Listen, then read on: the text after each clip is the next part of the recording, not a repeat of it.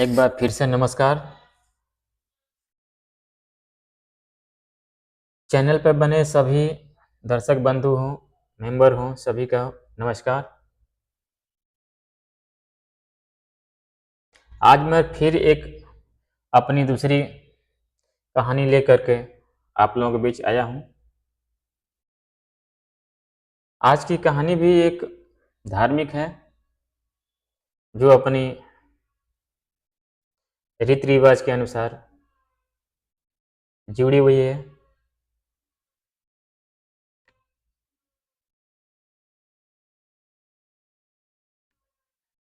आज की कहानी भृगु मुनि के ऊपर है। आज की कहानी में हम भृगु मुनि के बारे में जो कुछ भी बताएंगे,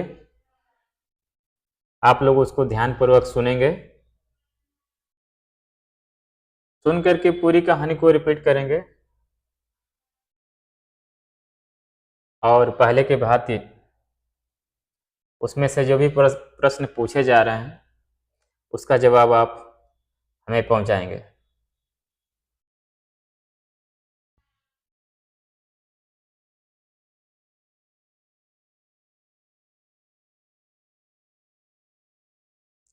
तो शुरू करते हैं हम भृगु मुनि की कहानी। भृगु मुनि ब्रह्मा जी के पुत्र थे, ऐसा माना जाता है।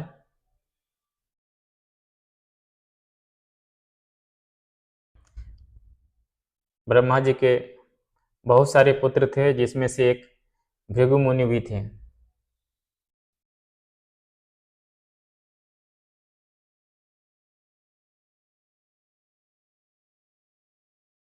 तो भृगु मुनि जो थे, संत थे, सन्यासी थे।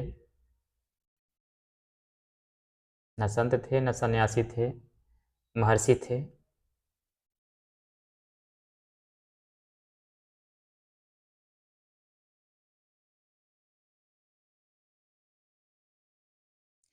भृगु मुनि का विवाह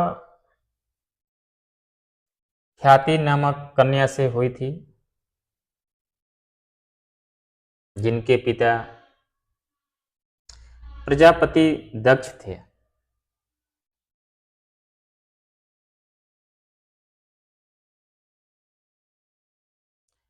प्रजापति दक्ष भी ब्रह्मा जी के पुत्र थे। तो इस तरह से माना जाए तो भृगु मुनि और प्रजापति दक्ष भाई हुए।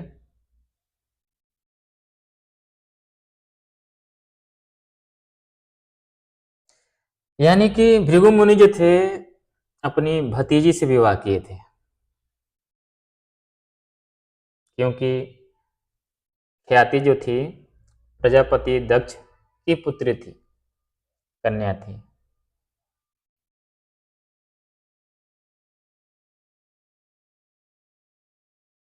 इस कहानी को गौर से सुनिएगा। आज परंपरा क्या कह रही है और पहले की परंपरा क्या कह रही है।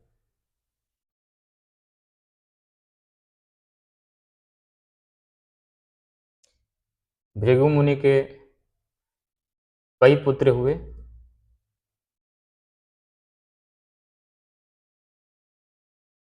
शुक्र जी भी भृगु मुनि के पुत्र थे।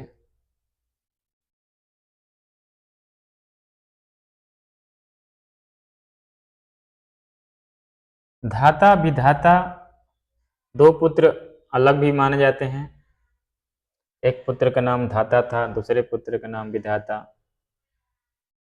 एक उनकी कन्या भी थी, श्री लक्ष्मी।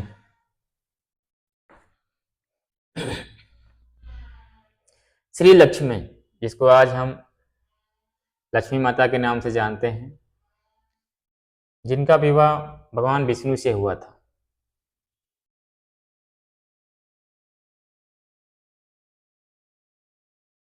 प्रजापति दक्ष जो भृगु मुनि के भाई थे, उनकी एक और कन्या थी,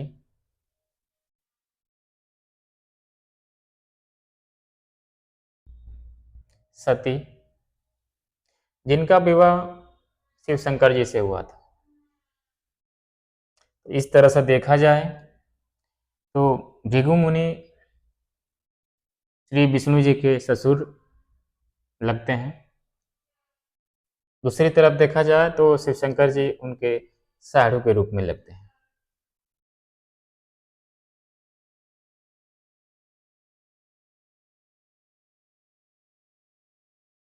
भृगु मुनि के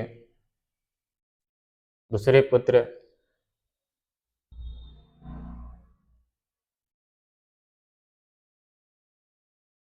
विश्वकर्मा भी थे।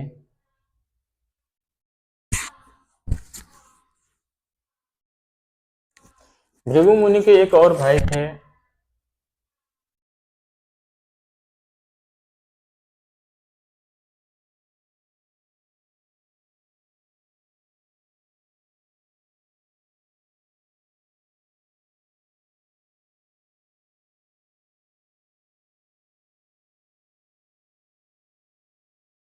जिनके पुत्र बृहस्पति जी थे, जो आगे चल करके देवों के गुरु बने।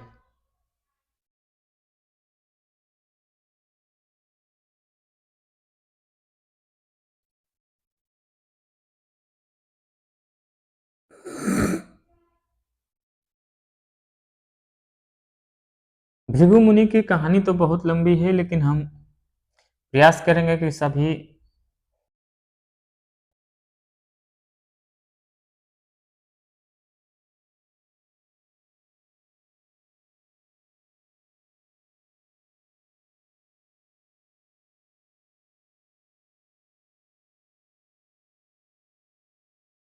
थे जो मैंने अभी बताया आपको पीछे, कि आगे चलकर वो देवों के गुरु बने। दूसरी तरफ देखा जाए तो भृगु मुनि के दूसरे पुत्र शुक्र, जो आगे चल करके दानवों के गुरु बने, जिनको शुक्राचार्य कहा जाने लगा। वास्तविक नाम उनका शुक्र था। भृगु मुनि के पुत्र शुक्र थे।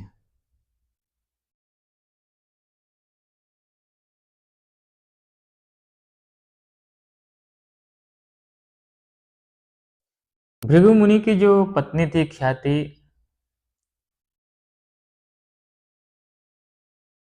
वो भी बहुत तेजस्वी थी, भृगु मुनि की तरह ही।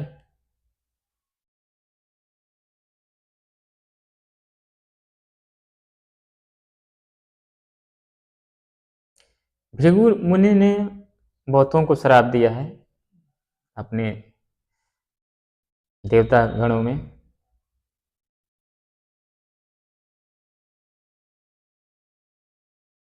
एक बार की बात है, भृगु मुनि दर्शन करने निकले,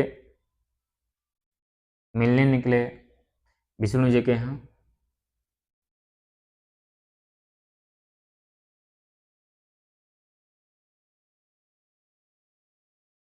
वहाँ जाकर के वो देख रहे हैं विष्णु जी और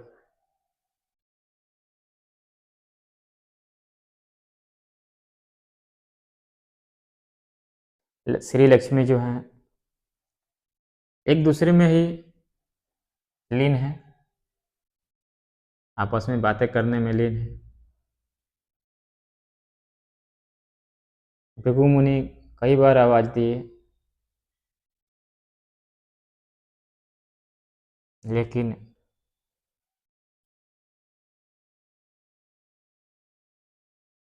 उन दोनों ने उनकी बातों पे ध्यान नहीं दिया। गुस्से में आकर के उन्होंने श्राप दे दिया।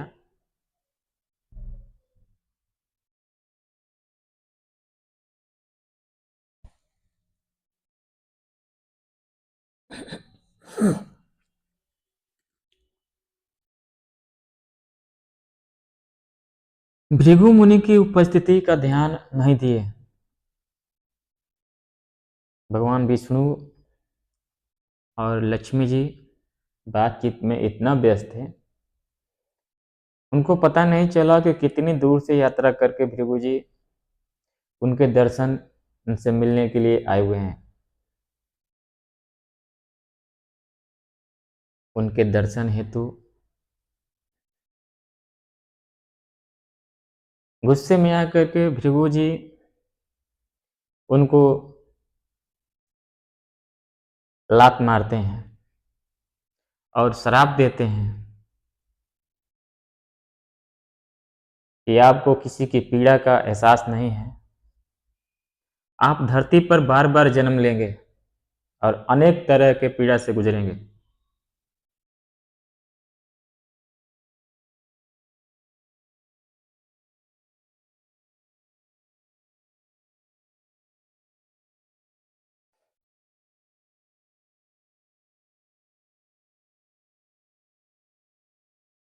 ऐसा माना जाता है कि भगवान विष्णु का अवतार जितनी बार धरती पे हुआ है, सब भृगु मुनि के श्राप के कारण हुआ है। यदि श्राप नहीं मिला होता तो इतना अवतार, इतने जन्म धरती पे लेकर के उन्हें कष्ट नहीं भोगने पड़े होते। लात मारने के कारण लक्ष्मी जी को बहुत क्रोध आया। वे गुस्से से विष्णु लोक को त्याग कर दी। भगवान विष्णु उनके पैर को पकड़ लिए। ऐसा माना जाता है कि भृगु मुनि के पैर में भी एक आंख थी। भृगु मुनि के पैर में एक आंख थी, यानी कि उनका भी 3 आंख हो गया। पैर के आंख के कारण उन्हें बहुत क्रोध आता था। भृगु मुनि तीसरे आंख के कारण ही इतने क्रोधित थे।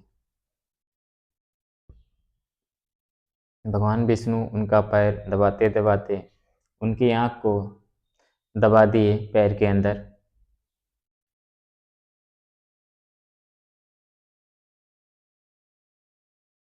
उसके बाद उनको एहसास हुआ, भृगु मुनि को अपने क्रोध का एहसास हुआ, अपने अहंकार का एहसास हुआ। इस तरह से वो क्षमा मांगे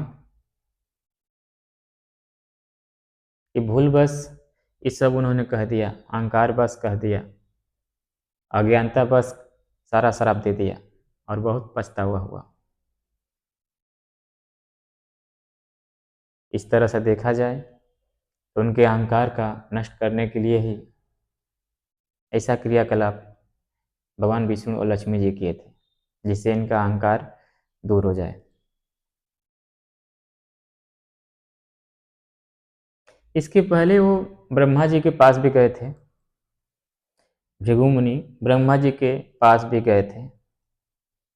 वहां पे गए ब्रह्मलोक, तो देख रहे हैं कि सरस्वती और ब्रह्मदेव एक दूसरे में बात करने में ही लीन हैं, उनकी तरफ ध्यान भी नहीं दिए। गुस्से में आकर उन्होंने उनको श्राप दे दिया कि तुम्हारी धरती लोक पे पूजा कभी नहीं होगी। कुछ लोग मानते हैं कि सरस्वती जी से विवाह करने के कारण कि उनकी पूजा के लिए श्राप मिला था कि उनकी पूजा धरती पे नहीं की जाएगी।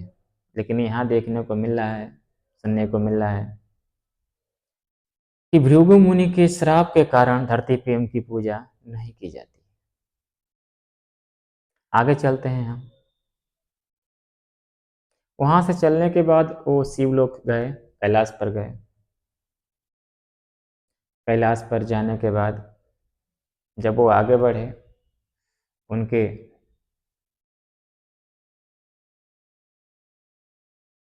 निवास स्थान की तरफ, तो नंदी उनको रास्ते में रोक दिए, यह कह करके कि शिवशंकर और पार्वती जी अपने कक्ष में हैं, अभी आप अंदर नहीं जा सकते। उनको वहाँ पे इस बात का गुस्सा आया कि उनको किसी की परवाह ही नहीं है, अपने भक्तों की परवाह ही नहीं है, जो उनको चाहता है उनकी परवाह नहीं है।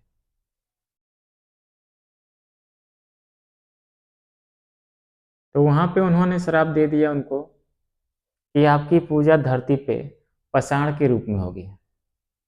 क्योंकि पाषाण को किसी की चिंता नहीं होती है। पाषाण के ऊपर बारिश हो, आग बरसे, कोई फर्क नहीं पड़ने वाला, उसको एहसास नहीं होता।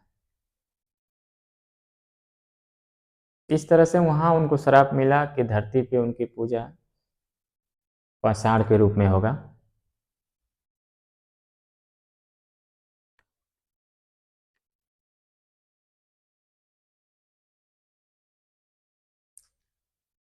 हम आगे चलते हैं इस कथा को लेकर के।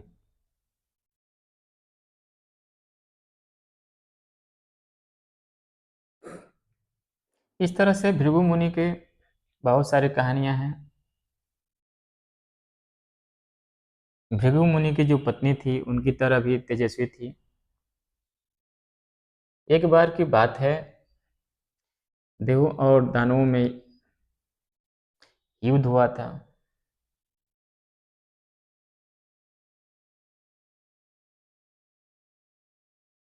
दानव देवों से हारते गए, बहुतों की मृत्यु हो गई।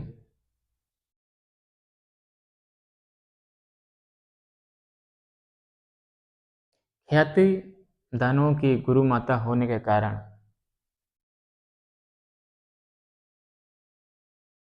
उन्हें संजीवनी विद्या के द्वारा फिर से जीवित कर देती थी। इससे देव परेशान हो गए और हार मान करके भगवान विष्णु के पास चले गए और सारी कहानी बताए।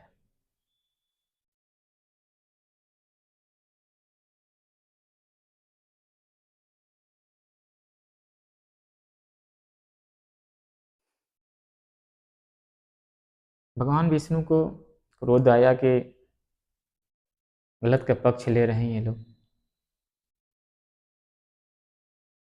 तो गुस्से में आकर के ख्याति जी का गला ही काट दिया।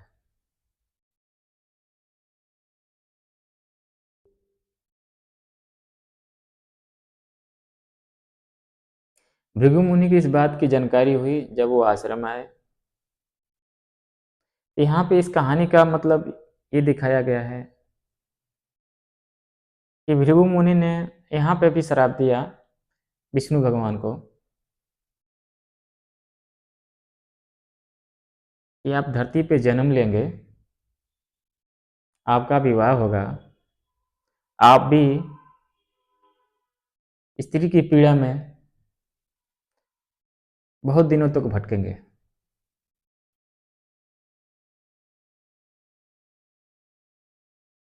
उन्होंने श्राप दिया कि आपका जन्म धरती पे होगा, आपका विवाह होगा और स्त्री की पीड़ा में, स्त्री की विरह की पीड़ा में, विछोह में बहुत दिनों तक भटकेंगे। तब जाके आपको एहसास होगा कि स्त्री से दूर रहने की पीड़ा क्या होती है, अपनी पत्नी से दूर रहने की पीड़ा क्या होती है। ऐसा देखने को मिला है कि रामायण की कहानी इसी पे आधारित है। सीता जी से विवाह हुआ, जंगल गए साथ, रावण के हारने के कारण सीता जी को वर्षों तक उनकी विरह की पीड़ा उनको सताई। इस तरह से भगवान भक्तों की कथा अनेक तरह से कही गई है कि उनके श्राप, उनके आशीर्वाद का फल क्या हुआ।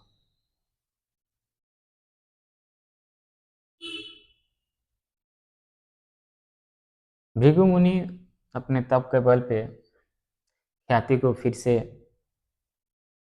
जीवित किए।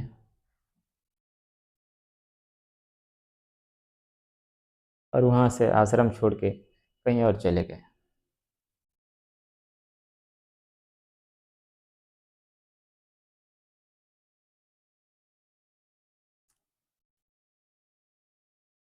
तो यहाँ पे ये देखने को मिला, सुनने को मिला आपको, जो ख्याति थी उनको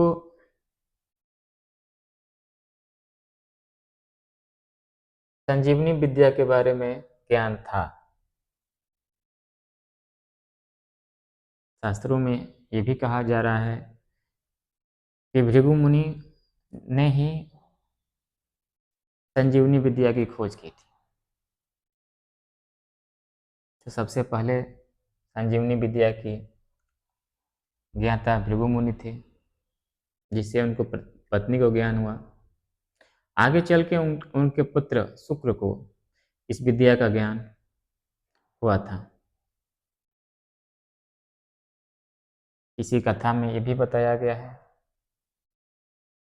शिव महापुराण में ये भी बताया गया है कि शुक्राचार्य तपस्या करके भगवान शिव से संजीवनी विद्या का ज्ञान लिए थे। इसमें भी मतभेद है। आप सिर्फ कहानी सुनेंगे और पूछा जो जा रहा है, जो कहानी में बताया जा रहा है, आप मतभेद पे नहीं जाएंगे। जो आपके पाठ्यक्रम में जो आपको बताया जा रहा है, उसमें से जो भी प्रश्न पूछे जाएंगे, सिर्फ आपको उसका उत्तर देना है, जवाब देना है।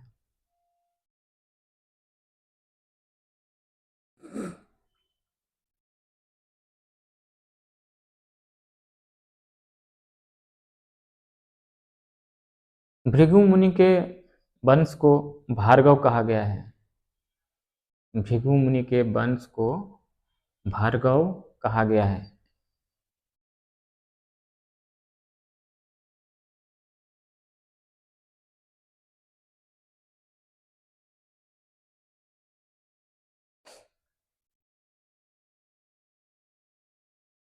इसमें से आप इतनी कहानी का अध्ययन करेंगे, इसमें से कुछ प्रश्न हम आपके सामने रख रहे हैं, जो आप बताएंगे।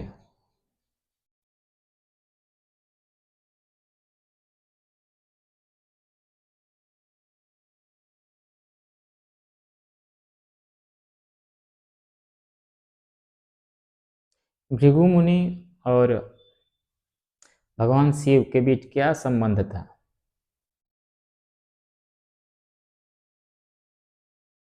प्रजापति दक्ष और भगवान विष्णु के बीच क्या संबंध था?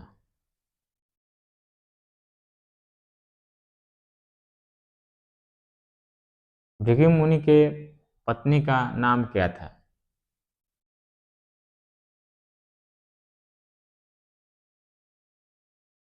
भगवान विष्णु ख्याति के गला क्यों काटे थे?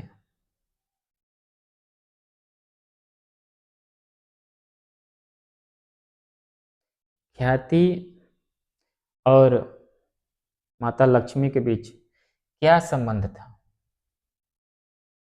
एक अंतिम प्रश्न है।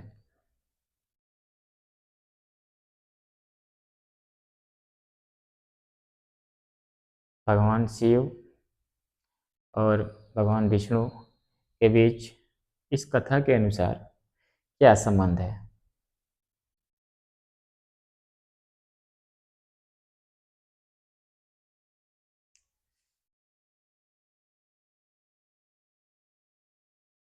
इस तरह से आप इन सारी कथा को याद करेंगे, सुनेंगे ध्यानपूर्वक, और इतने प्रश्न पूछे गए हैं, इसका जवाब आप हमें भेजेंगे। तब तक के लिए हम दूसरी वीडियो की तैयारी करते हैं और आप तक पहुंचाने का प्रयास करते हैं। धन्यवाद।